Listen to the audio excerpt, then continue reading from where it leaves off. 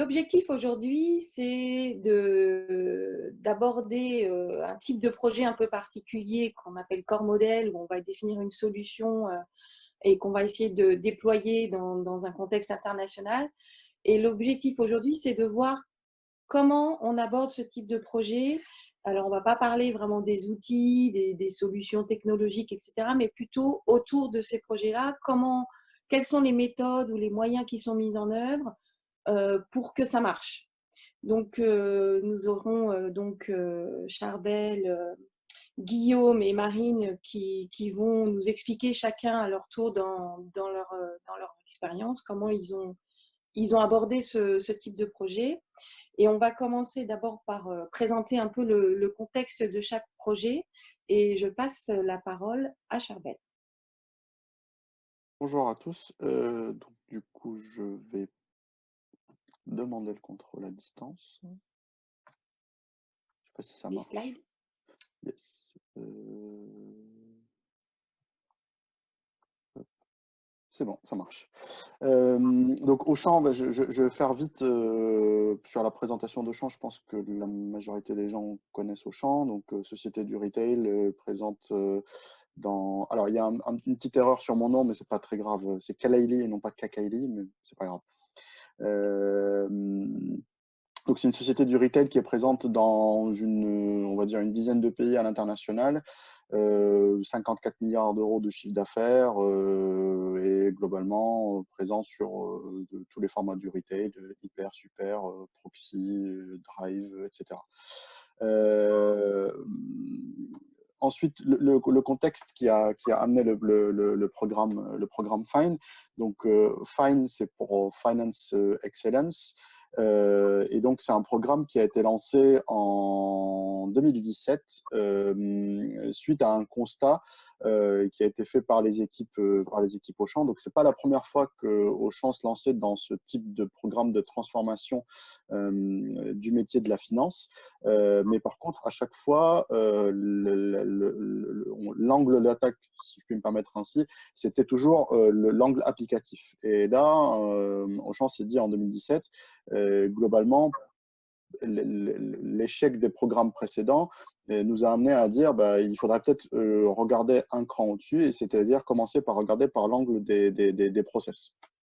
Et donc, le programme est parti de là.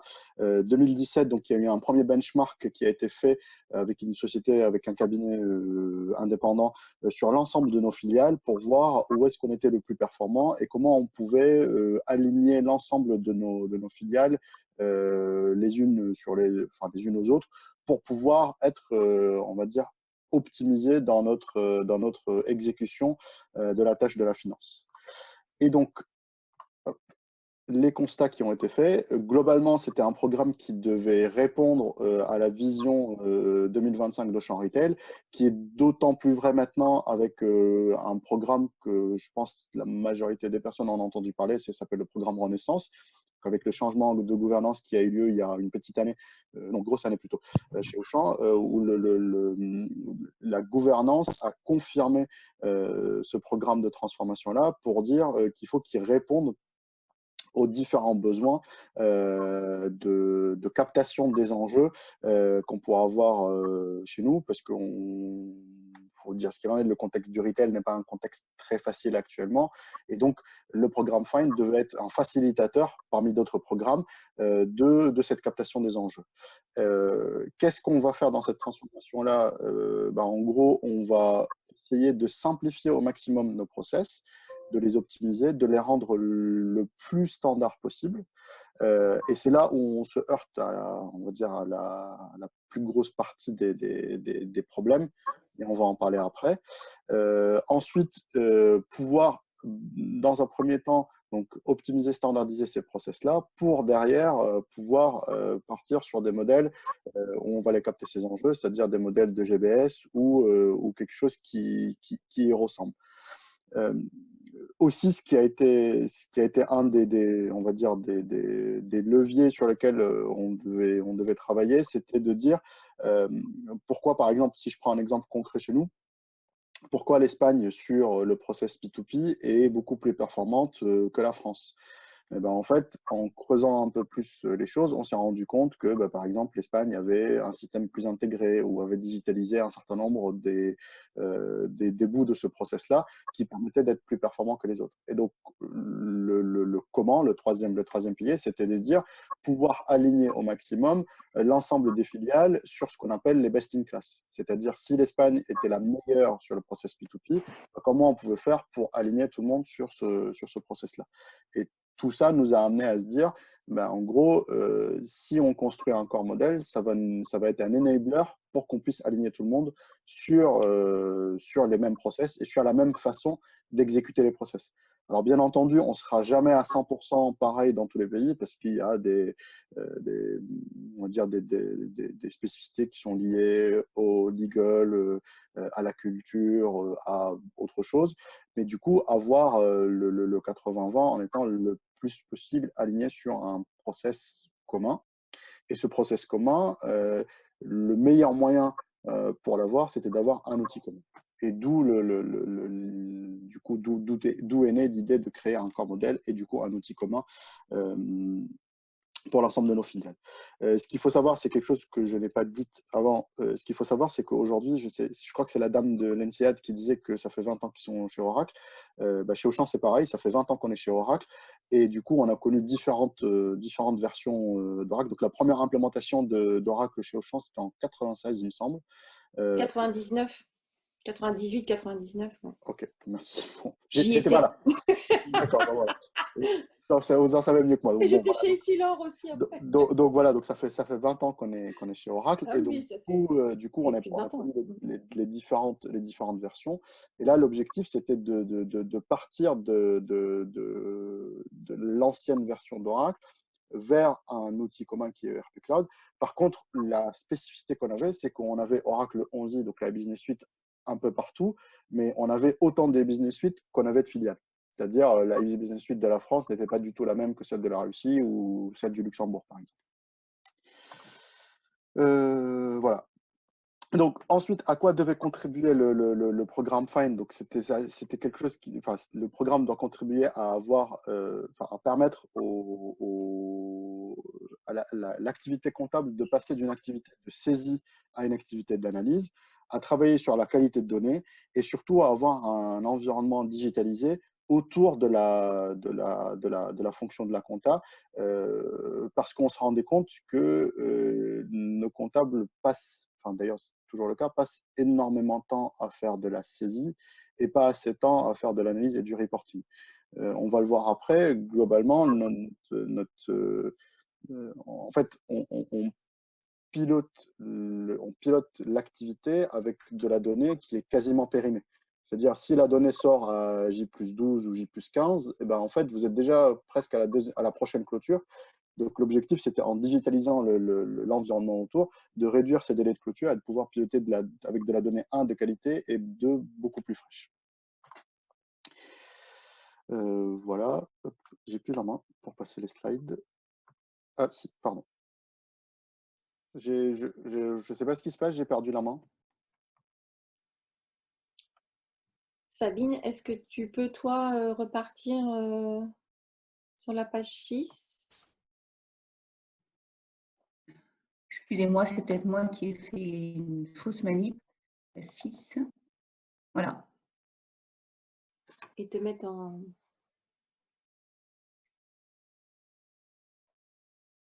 diaporama.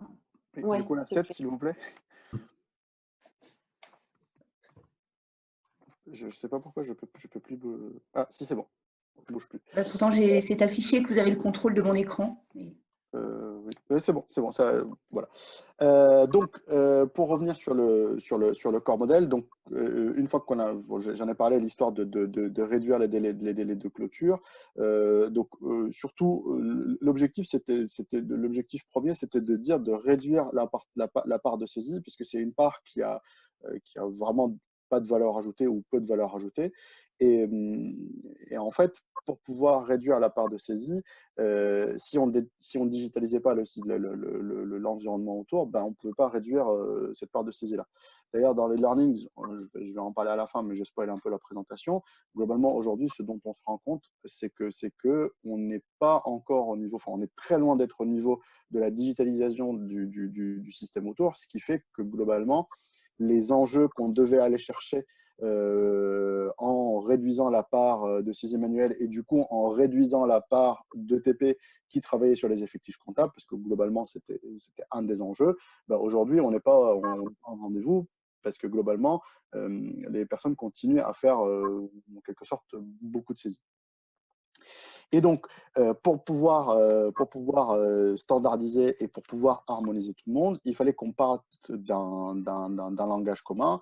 Et ce langage commun se traduisait par déjà une première chose qui soit commune, c'est-à-dire un plan de compte groupe qui n'existait pas chez Auchan avant et qui aujourd'hui existe, mais n'est pas encore assez, on va dire, assez utilisé. Là, aujourd'hui, on a 2 filiales qui sont passées sur ERP Cloud et on se rend compte que l'utilisation de ce plan de compte groupe n'est pas encore optimale dans ces deux filiales-là.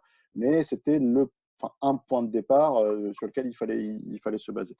Ensuite, on a fait le choix aussi dans ce corps modèle-là, dans sa construction, de dire pour qu'on puisse parler un langage commun, bah, il faut que le chart of account soit commun. Et donc, du coup, on est parti du chart of account IFRS. Par contre, pour pouvoir traiter on va dire de la donnée locale ou pour pouvoir laisser de l'autonomie au pays, on a choisi de garder un second livre en local gap. Ce qui fait qu'on a le livre primaire qui est en IFRS et le livre secondaire qui est en local gap. Par contre, une écriture en IFRS, c'est équivalent. Alors, je vais dire une écriture en local gap, c'est peut-être pas une seule écriture, mais en gros, on retrouve exactement la même chose entre IFRS et local gap. Je dis ça et j'insiste dessus parce qu'il y a d'autres entreprises avec lesquelles on a échangé qui ont fait le choix de ne pas faire un point, hein, de travailler par delta, en gros. Ensuite, donc, le corps modèle devait nous permettre, donc, première étape, langage commun. Ensuite, avoir la possibilité d'avoir une plateforme commune qui allait nous réduire notre TCO et donc partager les mêmes process et la même instance entre l'ensemble de nos filiales. Ce qui faisait, dans un second temps, qu'on pouvait partir facilement vers du GBS parce que du coup, comme on avait une plateforme commune, alors ce n'était pas le seul critère, mais du coup, comme on avait une plateforme commune, on pouvait avoir un centre de service, par exemple au Portugal, sur du hasard, qui puisse adresser la comptabilité, par exemple, du Portugal, de l'Espagne et de la France, admettons. Ça, c'était un des points aussi qui était dans les enjeux du programme. Et le dernier point, on va dire, important pour ce corps modèle finance-là, c'était de pouvoir avoir les mêmes fonctionnalités dans l'ensemble de nos filiales. C'est-à-dire, la fonctionnalité, elle est disponible pour tout le monde. Ensuite, il y a des choses qui sont, on va dire, imposées, c'est-à-dire les filiales doivent les utiliser. Je vais dire quelque chose qui est très banal. Par exemple, le module FA, l'ensemble des filiales doivent l'utiliser. Mais par contre, si on a une fonctionnalité spécifique dans ce module-là et qui ne servait pas au Luxembourg, le pays avait le choix de ne pas l'utiliser. Mais globalement, le corps modèle devait rester commun et partagé par tout le monde. Voilà. Et donc, pour pouvoir réaliser cette transformation, on voulait s'appuyer sur… Donc, l'important de ce slide, c'est d'en retenir le titre, c'est d'avoir les CFO et les ressources humaines présentes parce que le point le plus important, c'était la conduite du changement. Comme vous le voyez sur le slide, le fait de passer sur du corps modèle et le fait de passer sur un outil commun avait un impact technologique parce qu'on avait beaucoup d'utilisateurs qui utilisaient de la e-business suite et là le gap était relativement simple technologiquement parlant, mais par contre on avait d'autres utilisateurs qui partaient de la S400 ou du gros système pour venir sur de l'ERP Cloud, donc le gap technologique était très important. Et donc au-delà de l'accompagnement sur le gap technologique, il fallait aussi un accompagnement autour de la culture et autour des talents, parce que globalement, aujourd'hui, et sans vouloir manquer de respect à qui que ce soit, le fait de faire de la saisie, on va dire, c'est un peu à la portée de tout le monde. Le fait de pouvoir faire l'analyse, c'est un cran au-dessus. Et donc, du coup, on change un peu, beaucoup, le métier de ces personnes-là. Et donc, du coup, il fallait un accompagnement HR dès le départ du projet pour pouvoir réécrire les postes des différentes personnes et pour pouvoir surtout les accompagner vers ce changement-là. Parce que l'accompagnement, j'ai envie de dire, sur la technologie, on fait une formation et derrière, ça devrait le faire. L'accompagnement d'oublier le fait de fonctionner par du local gap et de pouvoir travailler sur de l'IFRS ou de devoir sortir de la saisie pour aller sur de l'analyse, c'est quand même quelque chose qui est important. Et pareil, avec le recul, on se rend compte que cette partie-là, la partie conduite du changement, elle n'a pas été adressée au bon niveau et quel que soit le niveau, que ce soit technologiquement ou d'un point de vue culturel ou skills. Et donc, du coup, aujourd'hui, on se rend compte que l'adoption de l'outil, elle est un peu disparate entre les populations qui sont sur le nouveau système.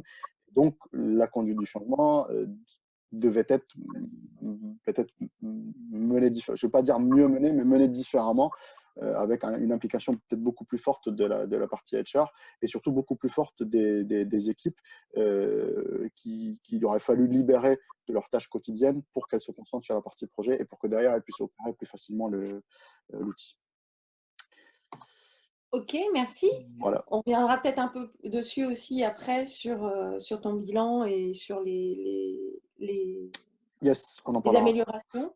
Ça marche. Je passe la parole à Guillaume et Marine pour présenter SMCP et le contexte de votre projet. Mais juste avant, est-ce que vous avez des questions sur Euh, Auchan pour Charbel? oui, moi j'ai une question. Pour avoir fait ce genre de projet, outre les subtilités légales que des fois on a du mal à traiter avec un corps modèle, moi ça me fait penser à un déploiement en Inde, mais la fiscalité indienne est peut-être un peu spéciale. Il y a surtout souvent un problème de formation des comptables. Pour avoir vécu un changement de plan comptable dans ma jeunesse, c'est le genre de truc qui les terrorise et qui les fait cauchemarder pendant 2-3 ans à chaque fois. Heureusement, ça arrive une fois tous les 50 ans, donc ils l'ont une fois dans leur carrière. Et comment vous avez traité ce sujet-là de formation? Alors, le sujet de formation, donc en gros, Je parle de la formation comptable. Hein. Quand on met un plan comptable unifié, unique, IFRS, quelque part, pour parler un peu simplement, on leur change les numéros de compte et comme ils réagissent plus en numéros de compte qu'en catégorie, oui. il y a un problème très bête. C'est le problème de ce qui reste à saisir. Est-ce qu'on le saisit dans un plan local qu'on traduit en commun ou est-ce qu'on change la programmation des personnes, quoi?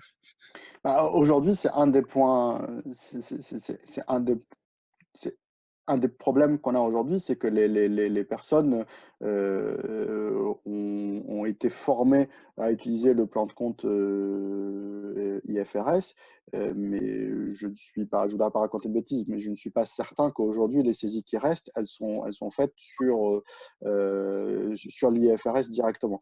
En tout cas, dans l'outil, on ne peut pas saisir sur le livre secondaire, donc les saisies doivent être faites sur le livre primaire, donc elles doivent être faites sur de l'IFRS. Mais est-ce qu'il y a quelque chose qui est fait hors outil pour dire comment je vais saisir sur l'IFRS et derrière faire la saisie sur l'IFRS? Mais en tout cas, c'est une des problématiques qu'on a. Après, la formation, j'ai envie de dire, comme vous l'avez dit, au final, on change les numéros de compte. Donc, une fois qu'ils ont acquis ces nouveaux numéros de compte, je veux dire, c'est plutôt simple. Maintenant, je pense que c'est un des points sur lesquels il faut travailler le plus en amont possible pour pouvoir les accompagner sur ce changement-là. Et nous, un des objectifs, c'était justement de leur éviter la saisie et de dire que tout ou la majorité devait arriver en automatique. Et donc éviter les saisies. Maintenant, on ne peut pas les éviter indéfiniment. Donc voilà. Et aujourd'hui, c'est une des problématiques qu'on a, c'est que je ne suis pas certain que l'adoption du plan de compte IFRS ait été faite par tout le monde. Et est-ce que ça a donné lieu à des parties de formation particulières? Alors, Au changement de structure? Parce qu'il y a à la fois le changement de numérotation, ça on oui. voit que c'est perturbant, mais c'est peut-être pas tellement critique. Puis des fois, il y a des changements de règles et Les règles de comptabilisation, oui. Mm. Alors oui, il y a eu des formations qui étaient très axées sur ces points-là, et donc de leur montrer la différence entre l'IFRS et le local gap. Et après, en termes de règles, donc en tout cas, il y a eu de l'accompagnement du métier sur la partie, sur ce changement IFRS. Mais clairement, si vous vous contentez de faire de la formation uniquement sur la partie outils, enfin, vous perdez une partie. Euh, Pour moi, avec le retour, il faut d'abord vraiment se focaliser, parler que métier, surtout s'il y a un changement de ce type-là, parler que métier et peu importe l'outil, Oracle, SAP ou autre, peu importe l'outil, vraiment parler métier sur dire quels sont les gestes métiers qui vont être impactés, c'est-à-dire aujourd'hui j'ai l'habitude de saisir de cette façon-là, demain je vais saisir de cette façon-là ou demain je ne vais plus saisir, avant de parler outils. Enfin, voilà, je ne sais pas si j'ai répondu à la question exactement, mais en tout cas, voilà. Ok, merci. Et j'ai une autre question Oui, de monsieur. Alors, je ne voudrais pas écorcher votre nom, mais du coup, Weisblatt, je pense. ok, Weisblatt. Voilà. Alors, qui étaient les sponsors du projet chez Auchan? Alors, ils n'ont pas été, ils le sont toujours. Donc, le sponsor principal, c'est la directrice finance, performance et patrimoine du groupe. Donc, c'est un membre du COMEX qui porte tous les sujets de la finance et de la performance. Donc, la performance sur Auchan, ce sont tous les sujets contrôle de gestion. Donc, c'est elle qui sponsorise ce programme-là. D'accord, merci, très bien. Voilà. et elle intervient directement dans le projet, Non, elle participe régulièrement, elle fait des validations, comment est géré son sponsor? Comment elle intervient sur le projet? Donc, elle intervient vraiment que sur les décisions stratégiques du projet, c'est-à-dire on ne va pas l'impliquer sur l'opérationnel parce que le domaine est tellement large que si elle doit s'impliquer opérationnellement sur tous les sujets, ça va être l'horreur pour elle. En gros, elle a un… Pardon. Désolé pour le en gros. Elle a un relais qui est la CFO Corporate qui, elle, intervient sur les parties arbitrage. Typiquement, récemment, on a eu un changement sur nos règles de RFA parce que ce dont on s'est rendu compte, c'est qu'on avait écrit des règles RFA dans le corps modèle et lorsqu'on les a implémentées en Russie, les Russes nous ont dit eh ben, en fait, ça ne nous convient pas. Donc, du coup, ce qu'on a fait, c'est qu'on est revenu sur cette règle-là. Là, aujourd'hui, le métier est en train de faire le tour de l'ensemble des pays pour dire si on change les règles RFA, est-ce que ça convient à tout le monde et qu'est-ce qui conviendra à tout le monde pour que ça reste une règle dans le corps modèle.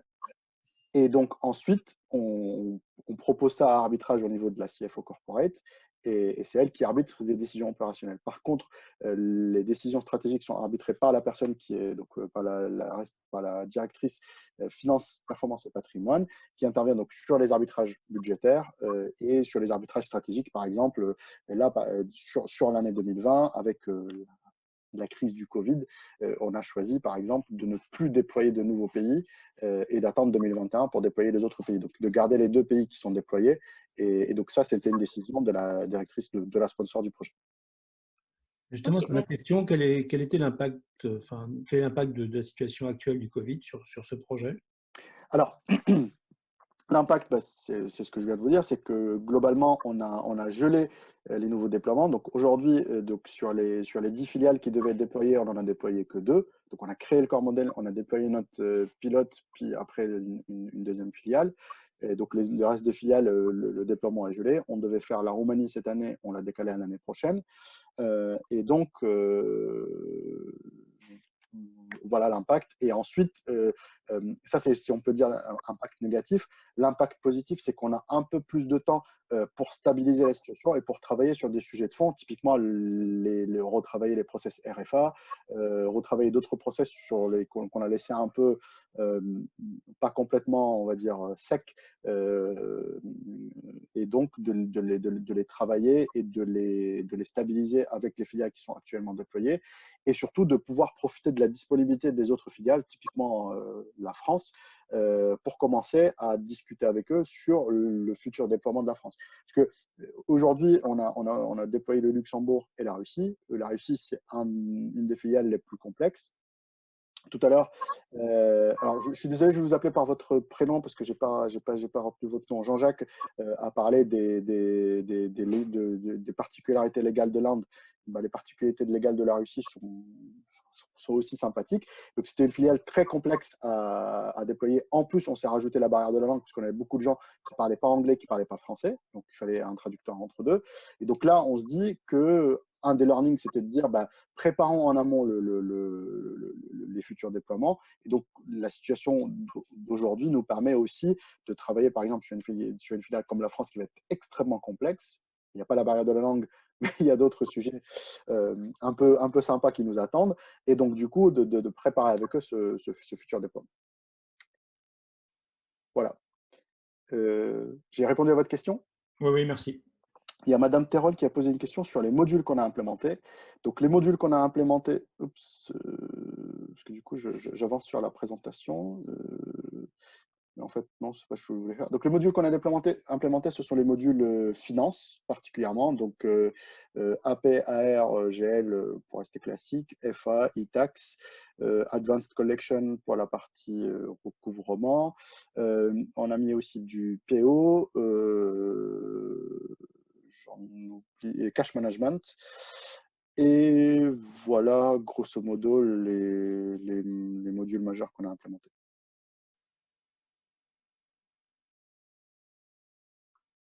Est-ce qu'il y a d'autres questions? Moi, j'en ai une pour toi, Charbel. Sur la partie impact, est-ce que tu as d'autres compléments à ajouter qui font partie de ton contexte ou tu veux reprendre le sujet après? Non, pas d'autres points particuliers à rajouter pour le moment. Ok, alors à ce moment-là, on passe la parole à Guillaume et Marine. Yes. Donc, au niveau de SMCP, est-ce que vous pouvez nous présenter déjà rapidement SMCP et puis le contexte de votre projet? Alors, je ne sais pas qui a la main sur la présentation. Alors, j'ai pas la main, mais on s'est organisé avec Guillaume pour prendre la parole à tour de rôle. Je peux demander le contrôle pour notre partie, puis Guillaume me dira quand changer, quand c'est à lui. J'ai demandé le contrôle, du coup.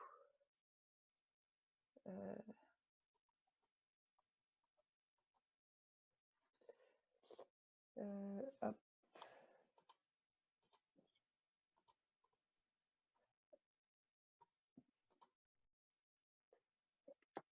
Alors, du coup, donc le contexte du projet, en fait, le projet est intervenu, donc SMCP, c'est les marques de mode Sandro, Mage, Claudie Pierlot. C'est une société qui était très franco-française au départ et qui s'est internationalisée plus récemment et en fait qui avait des outils un peu, on va le voir après, mais des outils un peu disparates. Donc l'objectif, c'était d'avoir un outil finance commun. Voilà, sachant qu'en France, on avait Sage et qui n'était pas forcément déployable sur les autres pays. Et on avait aussi le cas des États-Unis qui avait un outil qui était totalement obsolète en comptabilité et qui, quoi qu'il en soit, il fallait le changer. Donc l'idée, ça a été de travailler sur un changement total de l'outil finance, sachant qu'en parallèle, l'objectif, c'était d'harmoniser les pratiques et les process parce que tout avait été fait. En fait, on travaille beaucoup avec des cabinets externes. On travaille avec des cabinets externes sur pas mal de pays, donc ont leurs propres pratiques, leurs propres outils. Donc chacun avait ses pratiques. Les marques, il y a plusieurs marques, donc chaque marque pareil, a pris ses décisions. On avait des plans de compte qui n'étaient pas du tout harmonisés. Voilà, donc l'objectif, c'était de refondre tout ça. Et en parallèle, il y avait tout un projet aussi de refonte de l'outil contrôle de gestion. Donc voilà, donc si on reprend donc le scope du projet, donc c'est 21 pays à l'international, sachant que la France est le plus gros pays, mais l'Asie commence à devenir prédominante, avec plusieurs business units, mais notamment les 3 marques Sandro, Mage, Claudie Pierlot avec leurs pratiques, et une business unit North America qui est commune aux marques, et pareil en Asie. Donc le scope du projet, donc il y a eu tous les modules de comptabilité générale, comptabilité client, comptabilité fournisseur. Marine, excusez-moi, c'est Sabine. Je ne sais pas si c'est le Oui. cas de tout le monde, mais je vous entends très loin. J'essaye de parler fort parce que je sais, je parle fort, donc je ne sais pas si vous m'entendez. Là, c'est mieux. Ouais, j'essaye de parler très fort parce que je sais que je suis obligée de parler fort pour qu'on m'entende. Je vais avoir un problème de micro. Merci. Voilà, après, il y a tout ce qui est réconciliation bancaire. Et après, tout ce qui est comptabilité analytique et contrôle de gestion. Voilà, donc c'était un peu toute la partie comptabilité et la partie contrôle de gestion, sachant que dans la partie comptabilité, il y a une petite partie sur tout ce qui est facturation client wholesale. Voilà, mais la plus grande partie chez nous, c'est comptabilité caisse parce que c'est pour récupérer tout ce que font les magasins. Voilà, il y a quelqu'un qui a récupéré la main, c'était plus efficace que moi. Je ne sais pas qui a avancé, mais c'était mieux. Voilà, parfait. Donc, c'est ce que j'ai dit en introduction. Donc, en gros, on avait en finance des solutions. Un peu chaque pays, en gros, avait sa solution. Donc là, on voit dans la partie Finance Solution que quand on est à Hong Kong, en Belgique, en France ou ailleurs, chacun a un outil différent.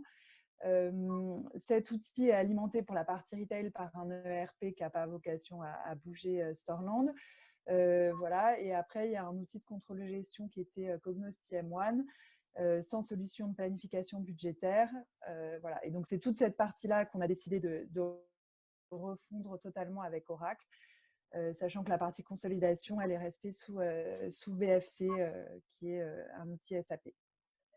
Voilà, donc là, on peut passer à la page d'après. Voilà, donc là, on voit la target du projet. Donc ça, c'était un projet, Guillaume vous montrera le planning, mais sur plusieurs années. Le but, c'est d'avoir une seule solution commune à tout le monde sur la partie finance et un même outil. Alors, la philosophie est assez différente, mais c'est bien d'avoir des outils qui se parlent pour le contrôle de gestion. Et donc, tout ça a nécessité la refonte des process et d'un corps modèle en amont. Voilà, donc je laisse la parole à Guillaume. Parfait, merci Marine. Donc les objectifs, Marine les a évoqués. Les challenges, donc on en avait 3 principaux. Un rythme de déploiement assez rapide puisqu'on avait en cible de déployer 21 pays en 3 ans. Une solution mondiale donc avec un ensemble de pays et de zones géographiques totalement différentes entre l'Asie, les US et l'Europe avec la France qui est le pilier de la société en termes de process, et énormément de change management puisqu'on est également avec des équipes soit internalisées sur certaines zones, soit des cabinets qui sont en charge de la comptabilité sur d'autres zones. Et également, comme Auchan l'a cité, un changement de méthodologie sur le plan de compte avec une refonte du plan de compte IFRS pour, dans un premier temps, le simplifier et l'harmoniser au sein des BU. Et ensuite, une logique d'imputation comptable un petit peu différente puisque précédemment, l'ensemble des entités reportaient d'abord en local, puis faisaient remonter leurs chiffres au groupe en IFRS. Là, on a basculé la logique avec une saisie d'abord en IFRS, de manière à ce que un contrôleur financier groupe puisse accéder directement en lecture à l'ensemble des entrées IFRS de l'intégralité des entités sous Oracle. Donc il y a en plus une différence dans la mécanique qui a été mise en place, donc un changement du plan de compte IFRS plus une saisie d'abord IFRS qui ensuite se déverse en plan de compte local. On peut passer au slide suivant. C'est pour moi qui ai la main. Je crois que c'est... Merci, Marine. Alors là, c'est un peu pour cette slide, reprend les différents modules sur lesquels on a travaillé. En fait, quand on a travaillé sur la partie refonte du corps modèle. Donc, on a fait intervenir la France, qui est le plus gros pays, enfin pour nous, qui est la plus grosse complexité, et les US, qui était le premier pays à être déployé. Et on a travaillé par stream, et sur chacun des streams, on a revu les process. Donc, il y a toute une partie Account to Report, qui est la refonte du plan de compte, comme l'a dit Guillaume, sachant que ce plan de compte, effectivement, est maintenant la partie IFRS prime. Et donc, le but, c'est qu'il soit harmonisé et qui tiennent compte de la façon dont Oracle fonctionne, sachant qu'Oracle fonctionne avec une clé comptable. Donc ça avait des impacts assez structurants sur la refonte du plan de compte. Après, il y a eu toute une partie Accounts Payable, qui chez nous est la partie tout ce qui est comptabilité fournisseur. Donc, on a revu les process, sachant qu'on a des process qui peuvent être un peu différents parce qu'en France, on a un process de demande d'achat, on n'a pas ça dans les autres pays. Voilà, donc essayer d'aborder la complexité de la France, et puis après de voir comment fonctionnaient les autres pays, sachant que dedans, on a traité la partie paiement aussi. Il y a toute une partie comptabilité analytique, donc ça qui a été revu et sur la partie comptabilité et sur la partie contrôle de gestion. Donc revoir la structure analytique, parce qu'on a cassé complètement la façon dont ça fonctionnait avant. Là, on est dans une structure croisée, alors qu'avant, c'était une structure un peu où on pouvait un peu faire tout ce qu'on voulait. Donc là, ça a permis un peu de restructurer tout ça. Après, il y a une partie CAPEX, sachant que chez nous, c'est quand même assez structurant sur la partie magasin. Donc, revoir en gros les règles, comment ça fonctionnait, voilà, sachant qu'on est vraiment dans le corps modèle et pas dans le spécifique ici. Voilà, après, il y a toute la partie comptabilité client. Donc, nous, la plus grosse partie, c'est la partie caisse. Donc, on a une comptabilité client facturation qui est quand même moins importante, mais on a des flux de facturation interco. Donc, tout ça, il a fallu le revoir les flux, comment ça marchait, qui facturait quoi, enfin, voilà, revoir les process. Voilà. Et après, le but, c'était d'intégrer tous ces modules ensemble, voilà, avec la partie cash, la partie effet de change. Voilà, d'essayer de voir que tout ce qui avait été défini par stream fonctionnait bien ensemble et qu'on était bien dans une globalité. Guillaume, à toi. Merci. En termes de déploiement, donc Marine l'a dit, on s'est principalement basé sur l'ensemble des process France pour établir le corps modèle, en faisant participer les États-Unis avec l'objectif de passer North America en prototype. Donc sur le 2018 jusqu'à 2019, on a avancé sur les US avec un go live des US qui a eu lieu en octobre 2018 et un support qui a duré et sur lesquels ils ont ensuite également continué à participer au corps modèle pour les process qui pouvaient encore les impacter et qui étaient des process plus en lien avec la France. Et la France est passée en avril et on a ensuite continué avec la Chine et l'Europe. L'Europe, on a énormément de pays, donc on a séparé l'Europe en plusieurs streams avec 3 pays européens en été 2019, la Chine en janvier 2020, et on continue cette année à un rythme un petit peu moins soutenu suite à l'actualité avec uniquement 2 pays, pour ensuite, si l'actualité le permet, réaccélérer en 2021 avec le reste de l'Asie et les pays restants sur l'Europe. Donc ça, c'est notre planning de déploiement, donc avec d'abord un prototype qui nous a permis de valider un certain nombre de process aux US, puisque c'était, Marine l'a dit, ils avaient un besoin urgent d'avoir un outil comptable qui soit supporté.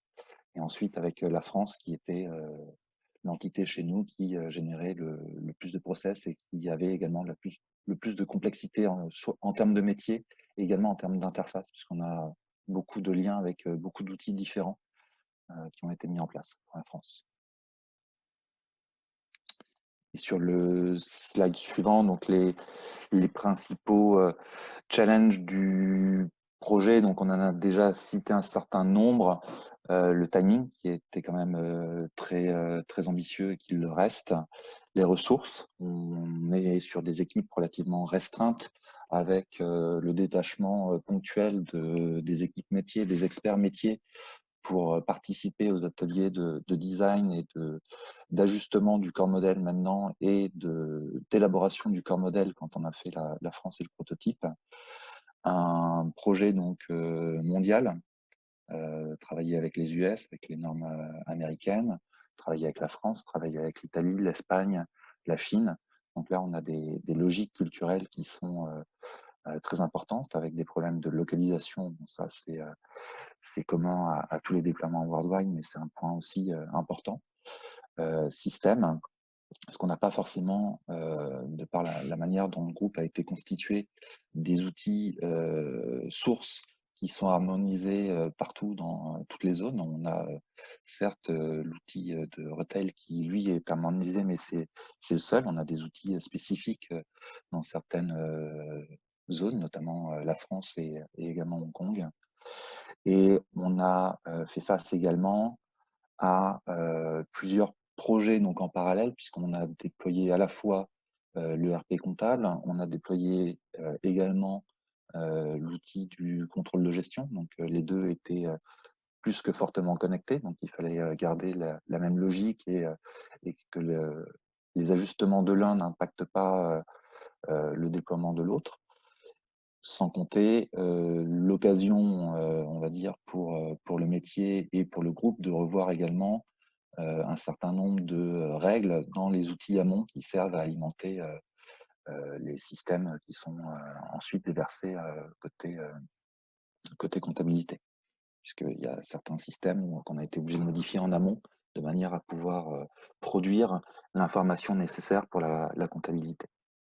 Voilà, donc beaucoup de challenges à relever en même temps et de contraintes et d'objectifs à garder à l'esprit sur chaque déploiement. Ok. Guillaume, Marine, on a quelques questions pour vous. Notamment, pourquoi avoir choisi l'Amérique du Nord en premier pour vos déploiements? Alors, on a choisi l'Amérique du Nord parce que déjà, c'était l'outil était en bout de course. Ils avaient l'outil allait plus fonctionner, donc c'était un peu une nécessité. Voilà. Et après, la question s'était posée de commencer ou pas par la France. Mais on ne voulait pas commencer par le pays le plus complexe. On voulait se faire un peu la main aussi. Et d'ailleurs, on a eu raison parce que en commençant le déploiement de l'Amérique du Nord, on a eu en fait, tout le module de transformation des écritures de caisse ne fonctionnait pas. Donc, voilà, on a dû travailler dessus avec Oracle sur ce sujet-là. Donc, heureusement qu'on a commencé par l'Amérique du Nord. C'était un démarrage un peu soft, entre guillemets, même si ça ne regroupait pas toute la complexité de la France. Merci. Il y a une autre question également qui est à la fois pour Charbel, pour Marine et Guillaume. Quelle solution utilisez-vous pour vos restitutions de données? Alors, côté Est-ce que vous avez de la SMCP, BI? on a mis en place un certain nombre de rapports BI ou OTBI. Les utilisateurs utilisent principalement les écrans et ce type de rapport. Côté reporting, ils accèdent principalement aux données comptables, soit via PBCS, qui est l'outil de controlling, et également avec l'utilisation de SmartView pour regarder certaines écritures qui ne sont pas disponibles avec le même détail dans leur outil. Donc, ils se connectent également beaucoup avec SmartView. Et quels outils de BI? OTBI et des rapports BI. C'est tout. D'accord, BI Oracle. Les rapports standards Oracle ou des rapports qui ont été customisés directement dans Oracle. Ok. Pareil pour nous, donc BI Publisher et OTBI sur du rapport standard et custo. D'ailleurs, beaucoup trop de custo à mon goût, mais bon, là c'est l'informaticien qui parle. Et également SmartView et un peu de Financial Reporting Studio. Alors nous, on n'a pas encore la chance d'avoir PBCS, bien que c'était dans l'objectif d'avoir quelque chose d'intégré de bout en bout, mais je ne perds pas espoir qu'un jour on puisse le mettre en place. Merci à vous trois. Donc, vous nous avez bien présenté un peu vos contextes qui sont assez similaires, donc vos projets, dans vos projets. On va attaquer maintenant un peu le sujet de la méthode, la façon dont vous avez réussi à effectuer vos déploiements, quels moyens vous avez mis en œuvre pour pouvoir arriver à déployer. Et je repasse la parole à Charbel. Donc, j'ai redemandé la main, normalement. Ok, super, j'ai la main. Non. Hop. Pardon. Par en arrière. Voilà, c'est bon. Je touche plus à rien. En fait, du coup, la méthode qu'on a adoptée, c'est bien le terme à utiliser dans notre cadre, c'était du fit and adopt. C'est-à-dire, globalement, l'objectif, c'était de dire, voilà le corps modèle. Lorsque on fait un gap analysis avec les pays, lorsqu'il y a un écart, c'était normalement au pays d'adopter le corps modèle ou de s'adapter au corps modèle et non pas adapter le corps modèle au contexte du pays.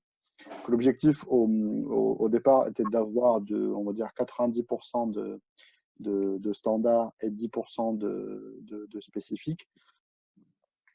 Là, je ne parle pas de la partie localisation parce que, par exemple, nous, lorsqu'on a déployé la Russie, on savait que la localisation n'était pas disponible dans RP Cloud. Et donc, il fallait qu'on la développe from scratch quelque part. Et donc, du coup, on a choisi de la développer dans le PaaS.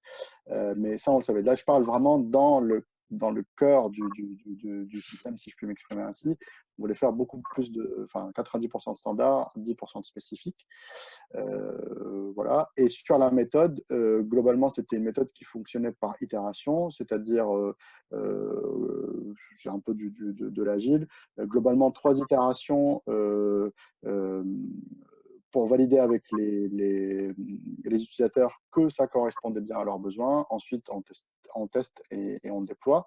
Et en termes de principe global, c'était de déployer par vague de déploiement successif, c'est-à-dire de ne pas faire un pays à la fois, parce que c'est quelque chose que je n'ai pas dit avant, mais on a la même contrainte que SMCP, c'est-à-dire on souhaitait déployer l'ensemble de nos filiales sur une période très courte. On s'est très vite rendu compte que l'objectif était beaucoup trop ambitieux par rapport à la capacité qu'on avait à faire, et donc du coup, on a réadapté notre plan, qui reste quand même très pushy. Bon, maintenant, le contexte fait que du coup, on se décale un peu dans le temps.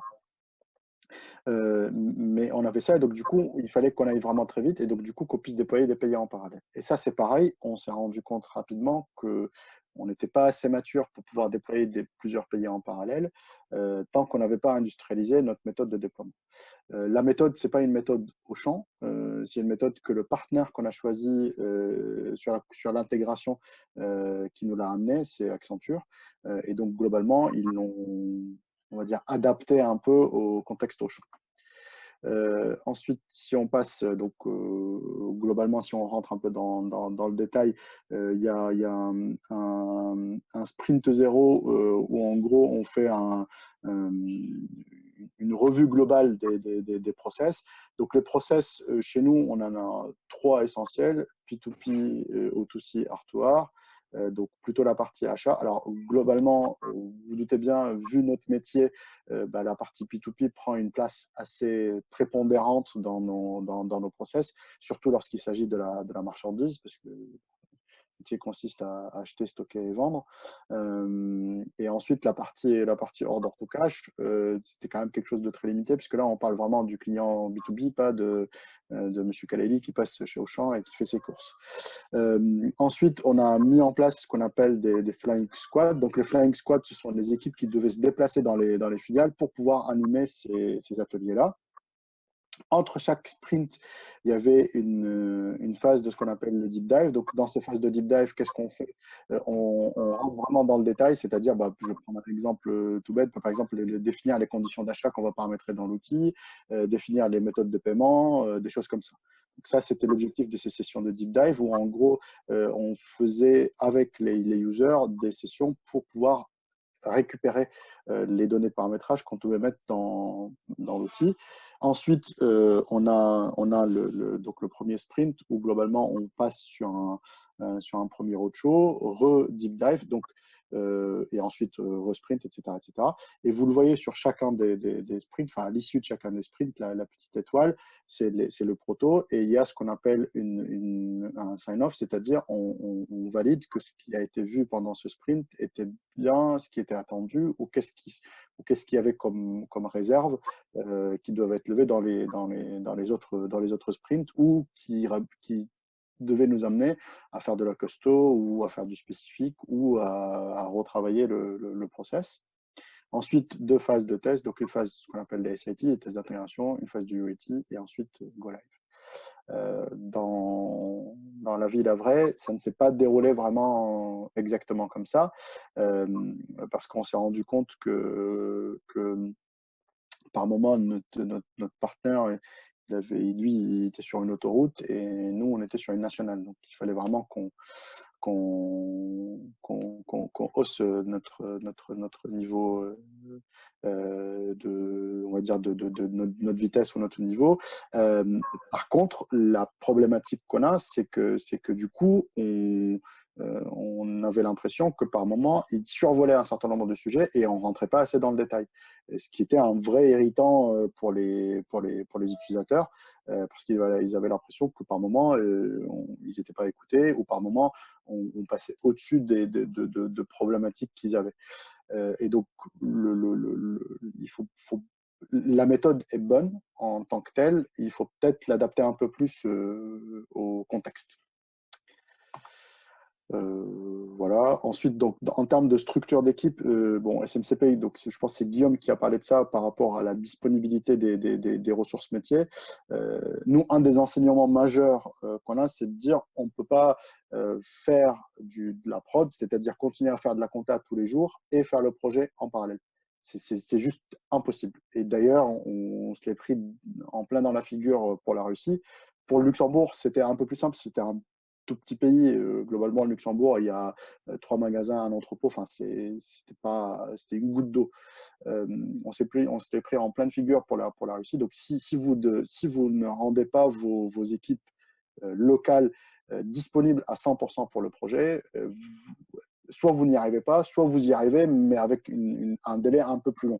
Parce que globalement, quelqu'un qui est disponible à 20%, il travaillera à 20% de son temps. Là, c'est mathématique. Et donc, nous, sur la structure, donc, on avait une structure au niveau du corp avec des équipes, on va dire, de l'écosystème autour, donc la performance, la partie retail, supply, etc. Ensuite, la partie core team et la partie locale. Et encore une fois, j'insiste vraiment sur ce point-là, votre structure locale dans vos filiales, ou que ce soit de l'international ou pas d'international, ça s'applique dans tous les cas. Il faut vraiment que vous ayez une structure dédiée pour le projet, parce que sinon, vous allez passer à côté de un certain nombre de choses et ça va générer juste de la frustration. Voilà. Il faut bien qu'il y ait à un moment donné une gouvernance commune. Hélène, je pense que tu essaies de me parler, mais avec le micro, ça ira beaucoup mieux.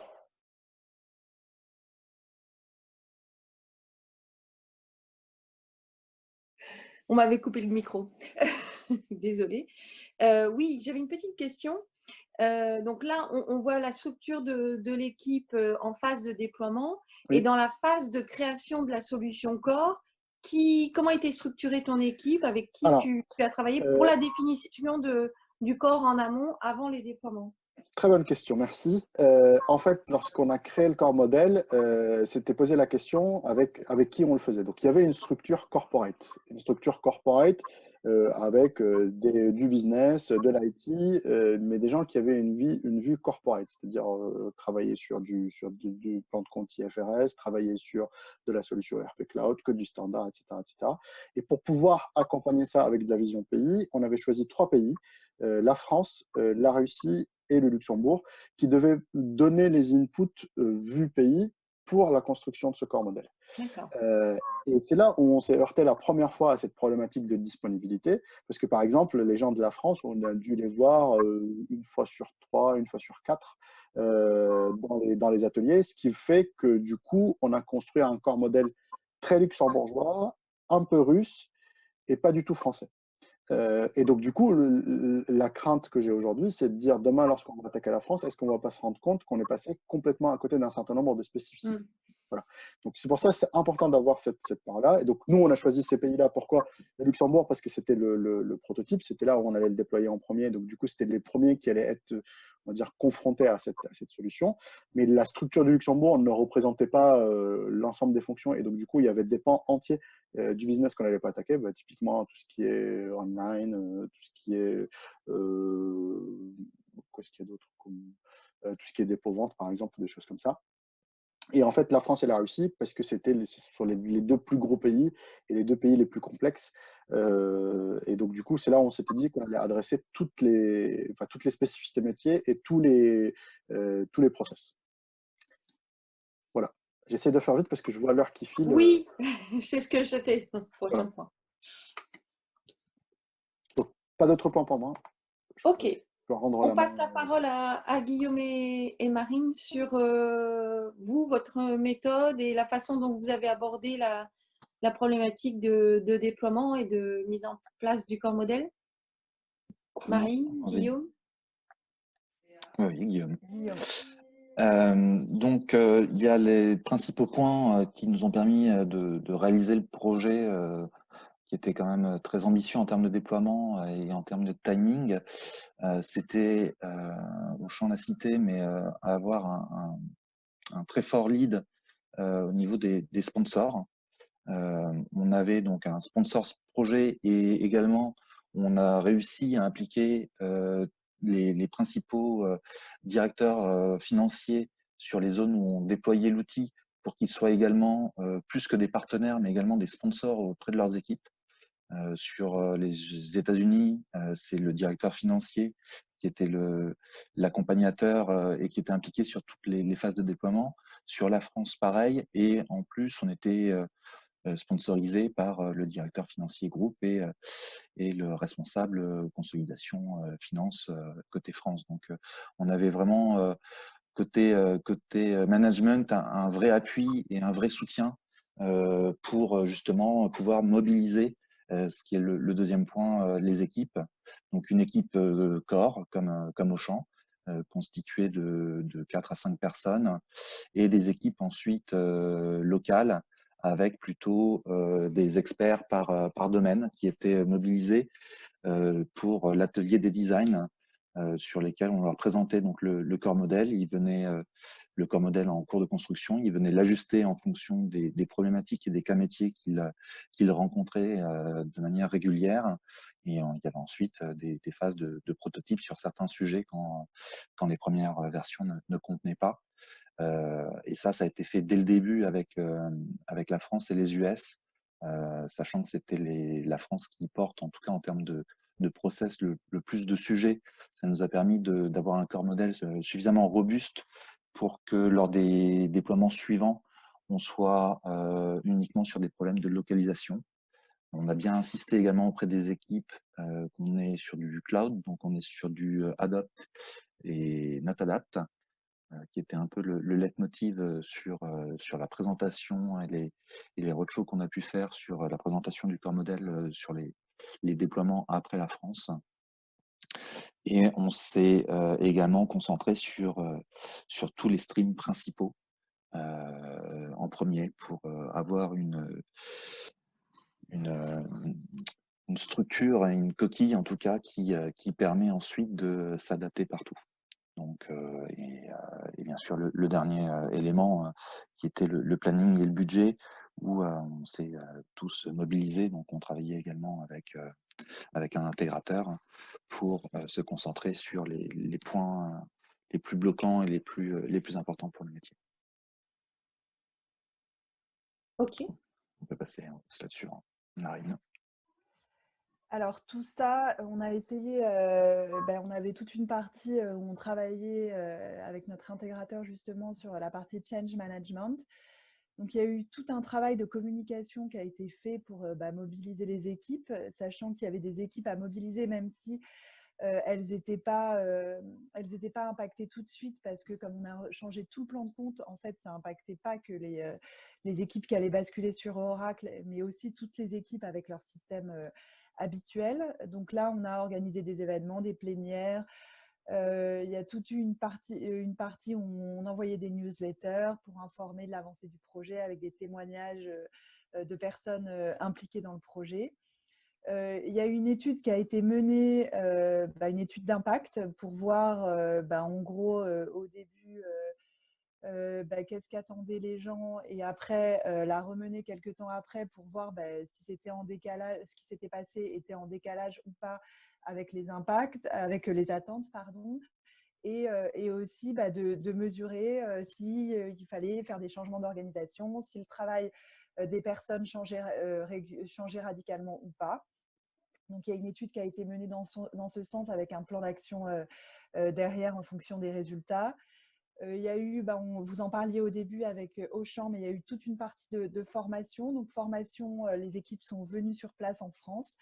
On s'est aussi déplacé quand ça a été le cas des États-Unis pour former les équipes sur place. Donc, pour nous, c'est un peu le point essentiel en fait de l'outil parce que ça permet de tester l'outil et que les utilisateurs aussi s'approprient l'outil qui a quand même un mode de fonctionnement très différent par rapport à ce qui était fait avant.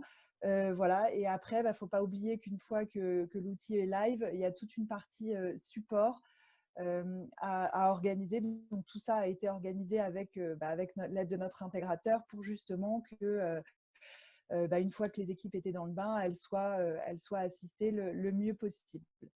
Voilà, donc en fait, il a vraiment fallu que les équipes comprennent. Nous, on a eu de la chance, les équipes étaient très mobilisées.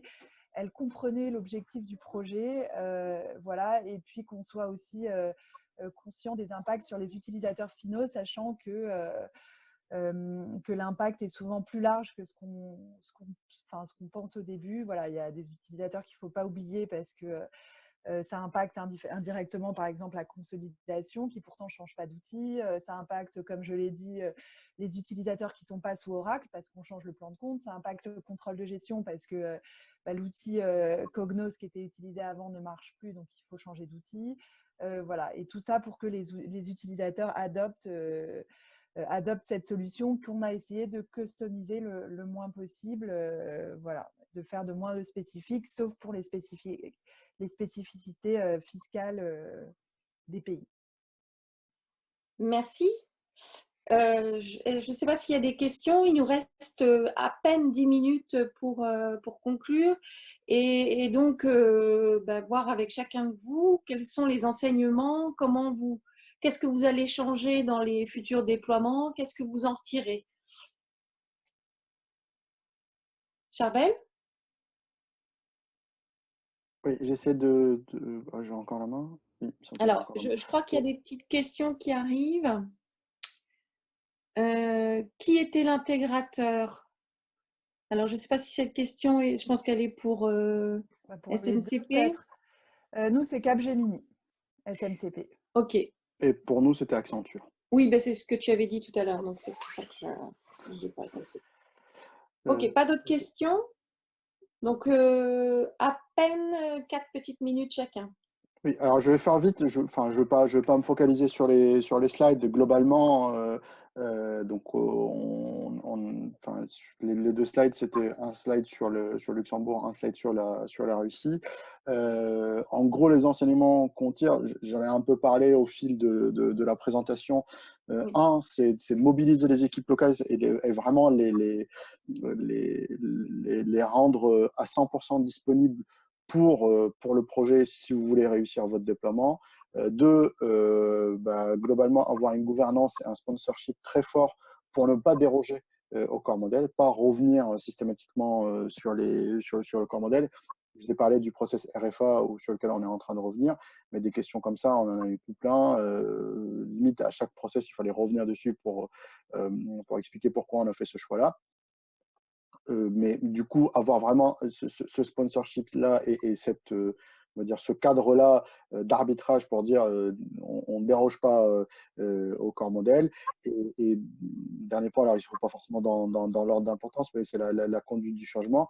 Vous le voyez sur la fin de la slide là, qui défile, il y a la nouvelle profession des comptables. C'est vraiment anticiper ça au maximum, le faire le plus rapidement possible et vraiment avoir un accompagnement, c'est-à-dire si vous n'avez pas les ressources humaines qui sont embarquées sur ce sujet-là, vous n'arriverez jamais à faire ce nouveau métier. Là, avec le recul, on se rend compte, et c'est a fortiori sur la Russie que sur le Luxembourg, une des grandes parties des enjeux qu'on avait, c'était de dire, avec la nouvelle profession, on va pouvoir réduire les effectifs comptables. C'est loin d'être le cas aujourd'hui en Russie. Et ça, pour moi, c'est en grande partie dû à la conduite du changement. Mais la conduite du changement, je n'ai pas la prétention de vous faire une leçon sur la conduite du changement, j'en ai pas la compétence.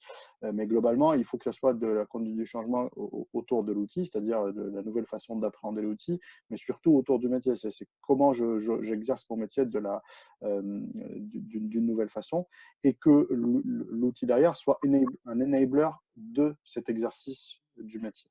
Nous, aujourd'hui, un des points qui pour moi est un échec aujourd'hui, c'est le fait de ne pas avoir digitalisé le système autour et que du coup, les comptables continuent à faire ce qu'ils faisaient avant, c'est-à-dire rattraper de la mauvaise qualité de données et deux, continuer à faire de la saisie sans valeur ajoutée. Et ça, par la conduite du changement, on peut le faire. Parce que si on dit en comptable, c'est plus ton job d'aller corriger des prix d'achat parce que les prix d'achat sont faux, et ben en fait, ça va remonter la chaîne et ça reviendra à l'endroit où il faut corriger ça. Le programme est un révélateur de la non-qualité de données. Je paraphrase quelqu'un qui est présent ici, qui était chez Auchan avant. Et ça nous a permis de voir où la qualité de données était, enfin la non-qualité de données plutôt était, et que du coup, il fallait justement travailler dessus. Voilà. J'essaie de faire. Merci. Marine, Guillaume, de votre côté? Oui, alors je veux bien qu'on mette les slides, on va faire très rapide, mais pour reprendre rapidement les bénéfices et les résultats. Donc en gros, l'objectif, un peu comme l'a dit Charbel, c'est clôturer plus rapidement. Donc ça, effectivement, ça marche bien. Avoir une production plus rapide justement pour se dégager sur l'analyse. Comme je l'ai dit, un plan de compte harmonisé et des process harmonisés. Voilà, tout ce qui est facturation, c'est beaucoup plus automatisé qu'avant. La réconciliation bancaire aussi, c'est beaucoup plus simple. Voilà, automatiser tout ce qui est traitement de taxes locales avec des rapports, alors pour le coup spécifiques, mais qui ont été développés pour chacun des pays. Voilà, après on est sur une version cloud, donc ça permet de faire des économies d'hébergement, enfin de ne pas avoir à héberger nous-mêmes la solution. Voilà, et puis on a accès à toutes les données comptables, donc ça pour le coup c'est un gain aussi énorme parce qu'avant on n'avait pas du tout accès aux données par exemple des États-Unis, donc ça permet de voir un peu ce qui se passe, donc en centrale c'est un énorme gain. Et voilà, et enfin comme on l'a dit, un outil commun de contrôle de gestion et de comptabilité. Je vais prendre le relais sur le slide suivant. Donc, on l'a dit, hein, donc on a fait 8 pays entre fin 2018 et 2019. On a environ 150 utilisateurs à date. On a déployé en même temps donc PBCS. On a mis en place une solution totalement customisée pour l'interface caisse avec AH et un ensemble d'interfaces et de rapports. Nous, au niveau du corps modèle, je pense que sur les prochains déploiements, ce qu'on risque d'être amené en tout cas à changer, c'est plus la méthode de déploiement que le setup ou le tronc commun qui a été fait, dans le sens où il faut à tout prix impliquer les utilisateurs le plus tôt possible dans l'utilisation de l'outil puisqu'on s'est aperçu très vite que le support Go Live, c'est plus de la formation de où cliquer, où aller dans l'outil pour faire les actions, plutôt que sur des problématiques de process ou d'outils. Donc, on va certainement mettre beaucoup plus l'accent encore que ce qui était prévu sur la formation et peut-être même commencer les formations en même temps que les tests pour qu'on ne sépare pas ces deux phases qui, à date, aujourd'hui, chez nous, étaient séparées. On faisait d'abord une session de formation suivie de tests qui n'étaient pas forcément exactement dans la même période. Là, l'idée, ça va plus être de fusionner ces deux étapes avec un support dédié des équipes corps et des représentants locaux. Sachant que chez nous, on travaille avec des très petites équipes. Un cabinet comptable local chez nous va être de 3, 4, 5 personnes. Donc, il est quasiment impossible de mobiliser l'ensemble des utilisateurs sur de longues périodes puisqu'ils ont aussi le courant à faire. Merci. Je vois qu'il reste 14 pays pour SMCP. Pour Auchan, il vous en reste combien à déployer? Ça fait partie des questions. Il en reste 8 à déployer. D'accord. Et alors, on nous demande si on pourra mettre à disposition la présentation. Donc, je pense que oui. On vous la communiquera. Pas de problème pour moi. Enfin, en tout cas, pour les slides Auchan, pas de souci. Il n'y a pas de secret défense dedans. Écoutez, merci. Merci à tous. Si vous n'avez pas d'autres questions, on est pile poil dans le timing, c'est impeccable. Je vous souhaite à tous une belle fin de journée. Je remercie vraiment SMCP et Auchan d'avoir participé à cet atelier, de l'avoir animé. Et voilà, je vous souhaite une bonne fin de journée.